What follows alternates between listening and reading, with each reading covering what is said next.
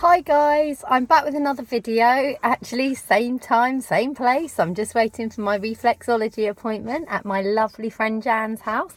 I tend to do it every Tuesday and Thursday because a long time ago I had an accident where I fell and took full force on my pelvis. It was shortly after I had my firstborn, and it knocked it all out, and I had to see a musculoskeletal guy who said I'll probably need physio for the rest of my life. But actually, it turns out reflexology is amazing, and sometimes the occasional massage, but I definitely don't take half as many painkillers, which is great.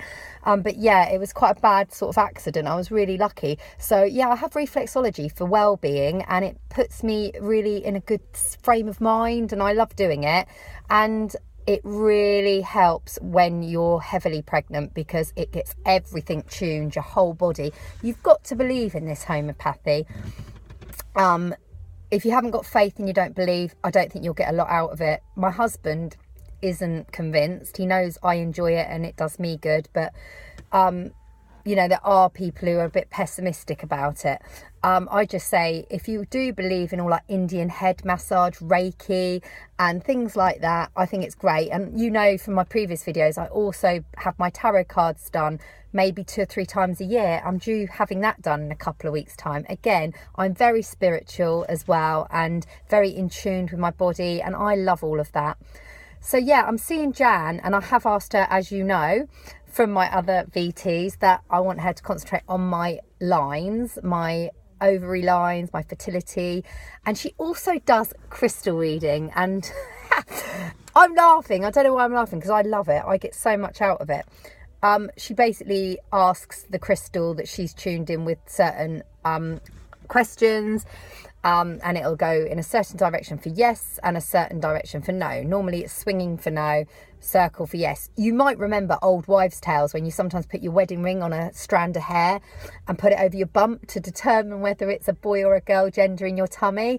It's a little bit like that, I suppose. Anyhow, it's probably a little bit more deeper because she's obviously very in tune. She does Reiki as well as reflexology. She is a holistic therapist, which I'm also qualified in, but I don't practice at home at the moment because of the children and the way I have been so busy. It's something I'm going to go into in a year or two. Anyhow, yeah, so she's very in tune with the spirit side, and she's very into homeopathy, holistic therapy, and she does the crystal healing as well, which I think is really good. So tonight I'm going to have reflexology, but I am going to ask her some questions with the crystal. So I might do a VT tomorrow to let you know how I get on. I did do one a fortnight ago, because I cancelled her last week because my husband worked late. And it was basically, am I going to have a 6th baby? And it said yes. Is it going to be a girl? Yes. Is it going to be in September? Yes. But then the thing is, Jan did say you can't pin all your hopes on it. It's a bit like a tarot card reading. You've got to take from it what you will. I haven't been actively trying for a baby. And as I said, my husband and I, yeah, we don't use sort of precautions, if you like, but we just do the simple, not being funny, pull out method, which has been perfectly safe 9 times out of 10 for us. But you do have that very small chance, 20% I think they say, of pre-sperm cells in the pre-ejaculation. You do have the very, very slight chance of cross-contamination, where it can go inside the vagina still. And without too much information, guys, it can happen that if you do get, if it does survive a sperm, you can get pregnant if you're ovulating, as I'm sure you all know. So although withdrawal method's great, it's normally only good if you're a married couple and you don't, or not a married couple, I shouldn't say that, but if you're a couple that's secure and happy and you don't mind a surprise baby, that's what I'll say. Because obviously it doesn't prevent diseases, not wearing anything, and obviously if you don't want a baby, it's not that safe. I think they said they did a study with something like, I googled 47 people, 47 men, and I think out of that 20 something of them had pre-cum that had sperm present. And what we've got to remember is in every ejaculation a man has, between 100 million sperm and 600 million sperm get produced if you're a fertile male, a healthy fertile male. And it only takes one little one to keep cozy and warm inside the right environment and wait for that egg. So if you do it a couple of days before you ovulate and it's a female sperm maybe, hey ho, things happen. So now that little chat's over. So yeah, if I was to be pregnant, which I really don't think I am this month because we haven't been trying, my husband hasn't agreed, I would be in the 2-week wait right now. I'd be 10 DPO because Saturday is my period. I'm not going to lie to you, I had some cheapy pregnancy tests, as you know. I did one yesterday, not a thing, not a line, nothing.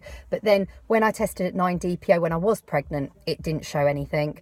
I've saved the other one because I don't think I'm pregnant, but obviously if I didn't come on Saturday, I would do one. Yeah, I think very slight risk of me being pregnant. If I was, I'd be over the moon. My husband probably wouldn't be so happy, but he wouldn't stop me having a baby. Oops, sorry, my phone fell. Oops. It's rested really awkwardly because I have no phone holder. And please excuse the horrible face. I haven't had a chance to do my makeup because my little 4-year-old started school today, so it's a bit of an emotional day, and I've been running around here, there and everywhere, getting them all ready for school in brand new uniforms. We went and took him at 9, picked him up at 11, took him for a special little tea to make him feel all special and happy. And it's been a really rushed around day today, so I wasn't going to do a video, but I'm glad I am. So that's why I look so terrible. And I've forgotten my crystal, my quartz, but it's under my pillow. So I'm still wearing the crystals. I'm still trying my best with the diet. I've not had any salty meats or processed food or olives or snacky nuts or crisps or anything like that. I'm not really a crispy person. I have had the odd bit of cheddar because I like that anyway, but I've laid off a little bit of the yogurts and soft cheese. I've been a bit off that. I think where I've overindulged for 6 weeks on Philadelphia and Greek yogurt and God knows what, I think I have gone a little bit off of it. So I'm still eating oranges and dark chocolate, still eating my greens, but I have sort of subsided from the calcium side of it. But I will increase that after Saturday so that I could maybe, hopefully, fingers crossed, try to conceive in September. I'd love that because it's a new moon on the 8th of September. I'm on my period then, but 8 days later, I'll be fertile. Well, actually 6 to 8 days later. So that's when I want to try, and it'll be halfway through a new moon. So that would be brilliant. And on the gender calendar, it would be female, which would be great. So that's all good. So if my husband says yes, then perhaps we can have a few BD nights and things might progress. So yeah, if I am in a 2WW, a 2-week wait, I'd be 10 DPO today, and I'd be very anxious to test, but I don't think anything would show up for me because when I was pregnant last time, I think it showed up a faint line. I think it was 11 DPO and then a nice line, 13 DPO, and then a proper test I did a day after my period.